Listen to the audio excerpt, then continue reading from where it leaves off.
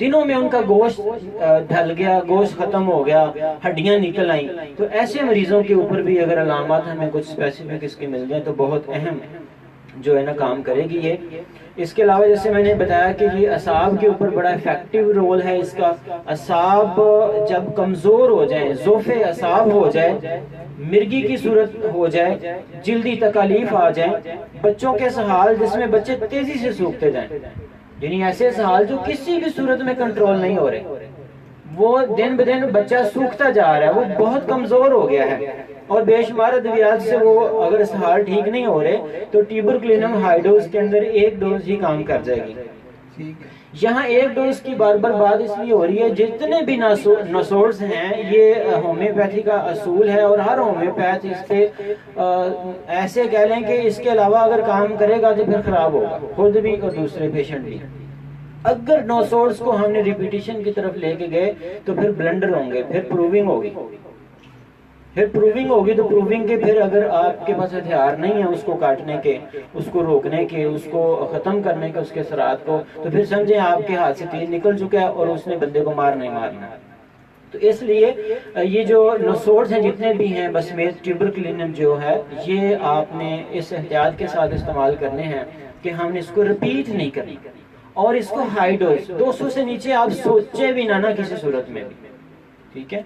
तो ये एक सिचुएशन है। अब एक और जो इसका अहम पॉइंट है जो जिससे हम मरीज को पहचान सकते हैं कि ट्यूबरकुलिनम यहाँ पे काम करेगी या नहीं करेगी, जिसमें ऐसा है कि बच्चों की नशोनुमा रुक जाती है, ना तो इनका वजन बढ़ता है और ना इनका कद ही बढ़ता है, और इनकी नशोनुमा भी, यानी दोनों चीजें रुक जाती हैं, ग्रोथ भी रुक जाए और डेवलपमेंट भी रुक जाए।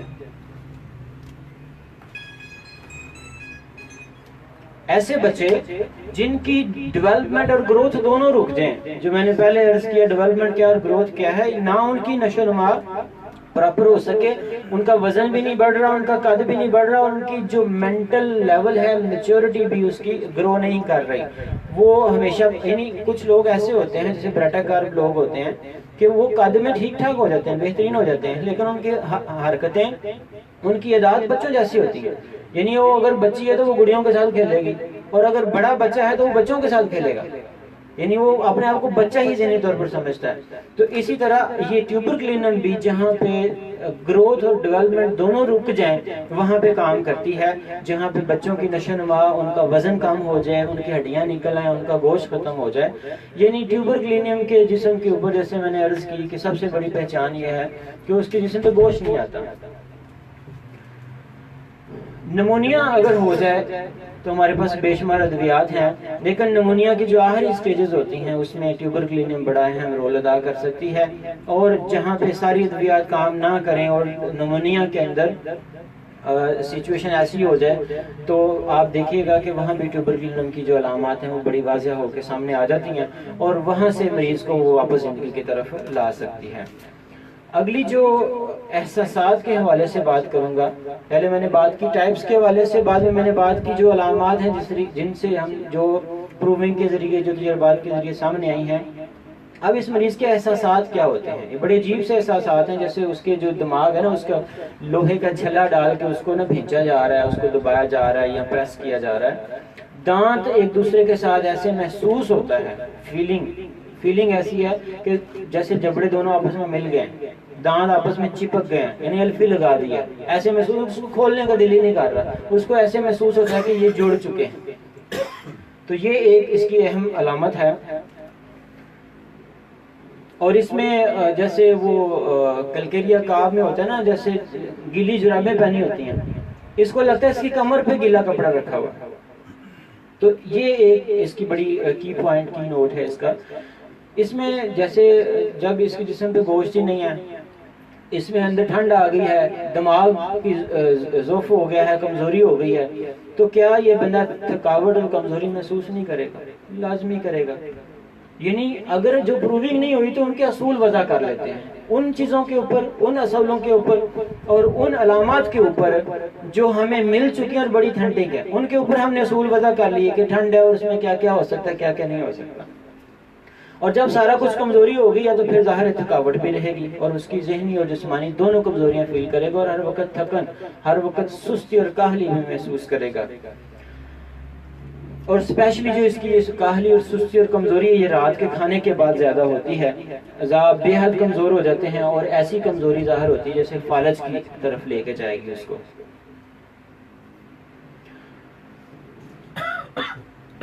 इसके अगर आप पहचानना चाहें इसको तो 2-3 बड़ी अहम अलामात हैं इसकी।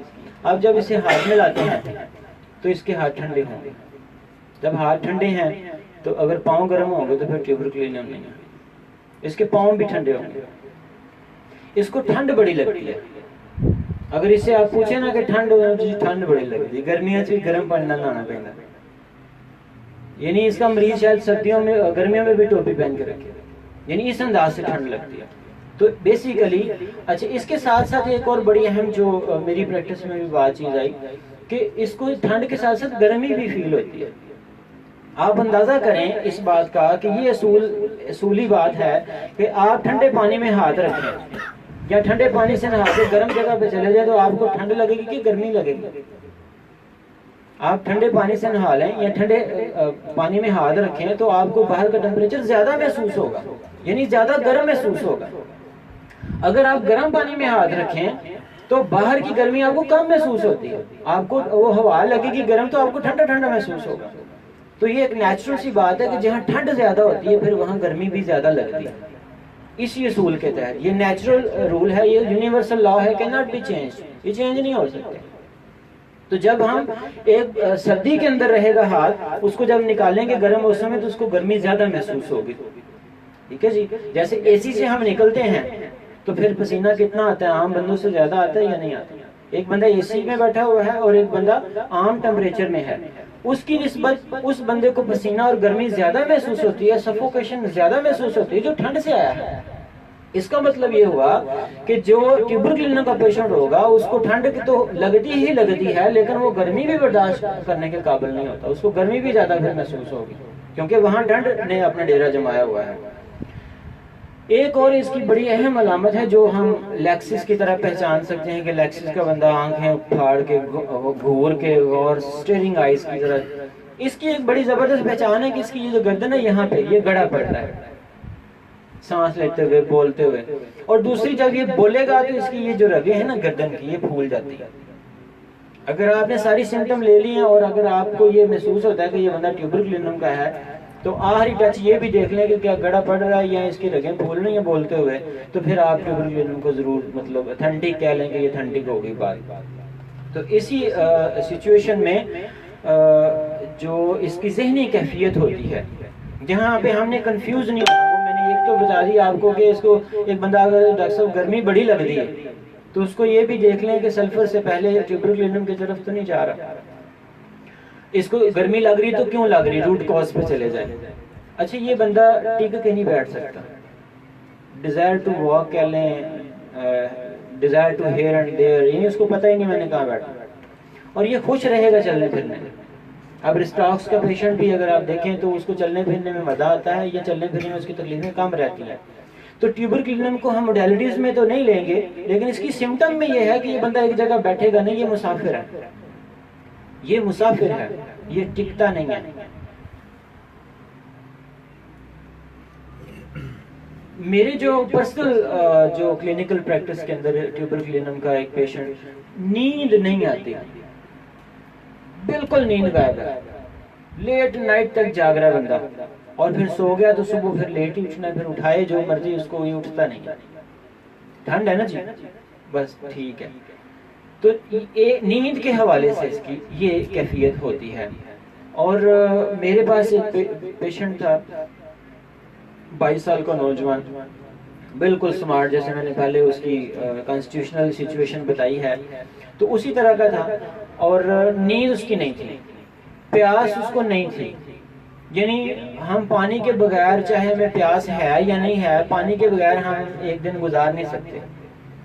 हम जूस और मुख्तलिफ किस्म के रस जो हैं, जूसेस जो हैं, वो जितने मर्जी पी लें, लेकिन पानी के बगैर हमारा गुजारा फिर भी नहीं होता। इवन हम बात कर बड़ी कोल्ड ड्रिंक्स पी लेते हैं, उसके बाद भी हमें सोचता है कि पानी थोड़ा सा जरूर पी लें। वो बंदा 3-3, 4-4 दिन तक पानी के बगैर गुजारा कर लेता था जूसेस के ऊपर। यानी एक ऐसी सिचुएशन कि इसको पानी की इतनी तलब ही नहीं रह जाती, क्योंकि ऑलरेडी ठंड है। वहां पे आप अंदाजा कर लें कि किस तरह से वो हम अगर इंटरकनेक्ट करके चीज़ों को याद रखेंगे तो हमें ये चीज़ें भूलेंगे नहीं। असूल वज़ा कर लेंगे किसी चीज़ के, तो उन असूलों के ऊपर हम खुद से ये असेस कर सकते हैं, ज्यूम कर सकते हैं कि अगर ये बुनियाद है तो इसके ऊपर ये ईंट लग सकती है। अगली जो सिचुएशन है, इस बंदे की जो डिजायर होती है या पसंद होती है, इसको आलू बड़े पसंद होते हैं। ये इसका जो डर है ये कुत्तों से डर है इसको। इसके अलावा जैसे मैंने बताया था कि ये इतनी ठंड होती है कि गर्मियों में भी ये चाहता है कि गर्म पानी हो और मैं उससे नहाऊं। इसको सल्फर की तरह पानी बहुत ठंडा लगता है। हड्डियों के हवाले से इसका बड़ा अहम रोल है, लेकिन दिक्क मौजूद होनी चाहिए। अगर हड्डियों की टीबी भी हो गई, हड्डियां बुरबरी हो गई, टीबी की वजह से हड्डियां गलने सड़ना शुरू हो गई इवन, तो ट्यूबरक्लिनम वहां बहुत खूबसूरत काम करती है।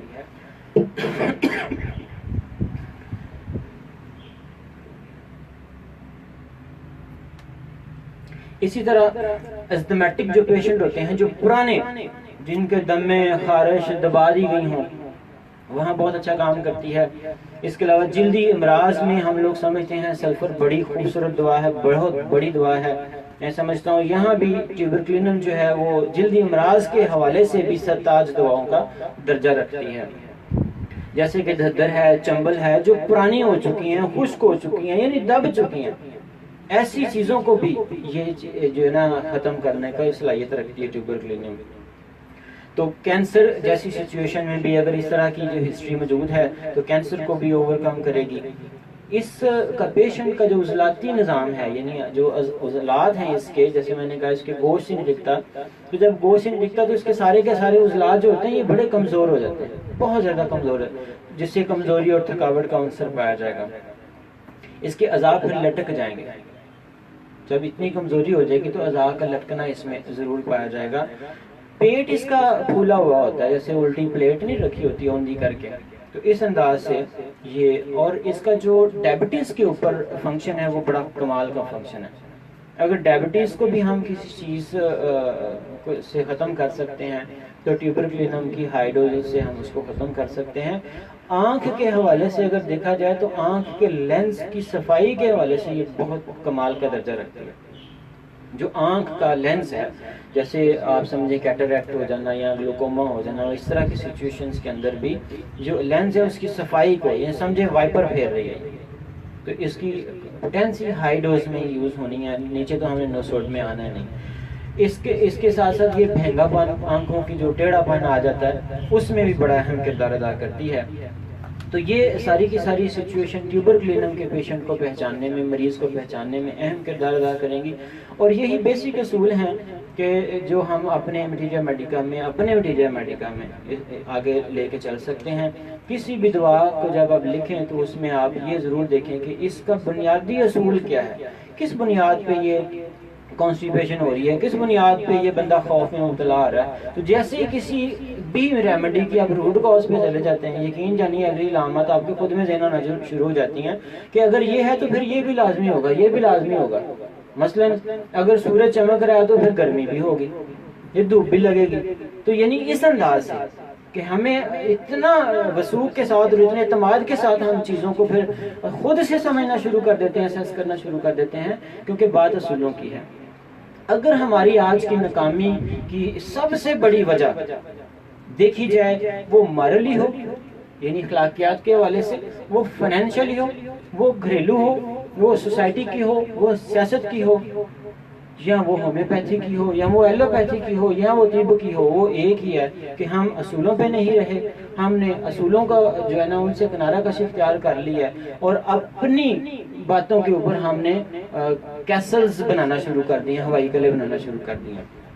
बड़ी खूबसूरत बात के साथ जो है ना वो इख्तिताम करूँगा कि अगर हम इस जो मैंने अभी बात की उसके हवाले से बात कर लें कि अगर 1000 इस वक्त की जो सूरत हाल है, जो बेअसूली की सूरत हाल है, उसमें बहुत कम लोग हैं जो असूल के ऊपर बात कर रहे हैं। जैसे मैं समझता हूँ कि HMA का प्लेटफॉर्म इंतहाई ज़्यादा खूबसूरत है, जो असूलों के फ़िलासफ़ी के ऊपर बात करता है और उसी के अंदाज से लेके चल रहा है ये सारी चीज़ों को, और असल में होम्योपैथ बना रहा है। वो ये है जो बेसुरी की बात है कि अगर हम 1000 इस वक्त पैथ्स को इकट्ठा कर लें तो वो एक अपने अपने तजर्बात बयान करेंगे। मैं कहूँगा जी मेरे पास मरीज़ आया तो उसको मैंने फलां दवा की, खुराक दी, बंदा जनाब फड़क रहा था तो वो अब धड़क रहा है। तो हर बंदा अपने अपने तजर्बात बयान करेगा। ये नहीं बयान करेगा कि मेरा ये असूल पे मैंने काम किया था तो ये असूल ने ये बात जो साबित दोबारा से सच साबित कर दी थी जो उस वक्त असूल हनीमान साहब ने वज़ा किए थे। तो मेरा आखिरी में यही एक बात है कि अगर हम असूलों पे आ जाएं, अगर हम अपनी असास के ऊपर आ जाएं तो सारे के सारे मसाले हल हो जाएंगे। Thank you very much.